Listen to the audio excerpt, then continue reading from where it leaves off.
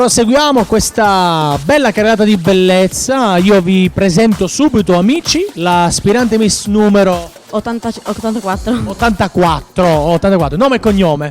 Naomi Ametovic. Oh no, mi stai tranquillo, il nome è molto timido, insomma dai, ma lo so perché la telecamera, guarda, mette questa, ci mette questo stato di agitazione. Allora, sono proprio curioso, tu mi incuriosisci molto, sono proprio curioso di sapere che tipo sei, insomma, cosa fai di bello nella vita, se studi, se hai un sogno nel cassetto, un colore preferito, tutto, dai. Frequento la scuola media Antonio Bergamas. Mi piacerebbe diventare stilista da grande. Bello, che bel lavoro, quindi un lavoro molto creativo. Ti piace disegnare? Sai disegnare o già lo fai, insomma, per diletto, disegni abiti? Sì, disegno abiti da sera. Ma ecco, magari entriamo un po' più nel tecnico, tipo abiti da sera o abiti sportivi, casual, in che cosa ti stai specializzando? Da sera. Ah, quindi è l'eleganza, insomma. C'è uno stilista che ti piace, uno che ti colpisce, ti è sempre piaciuto?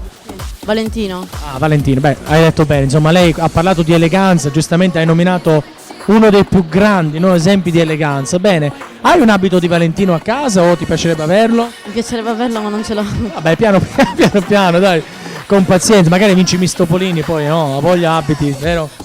Sì. Ok, senti, che tipo sei? Timida, dolce? Timida, mi piace scherzare. Senti, un'altra domandina così non ti rubo molto tempo perché sei molto timida. Io sono curioso di sapere se ascolti musica, se ti piace la musica e se c'è un artista preferito, uno che ti piace su tutti. Sì, David Guetta. David Guetta? Sì. Quindi adori ballare anche? Sì. Ok, va bene. Allora, Mistopolini, speriamo che tu possa trovarti bene, divertirti e che ti porti tanta fortuna. Adesso qua è la telecamera. Ci sono migliaia di persone che ti stanno già guardando, quindi per te la possibilità di salutare e dire tutto ciò che ti passa per la mente. Saluto mia mamma che mi ha accompagnato qua e anche la mia migliore amica Ilaria. A te un grosso in bocca al lupo. Crepi.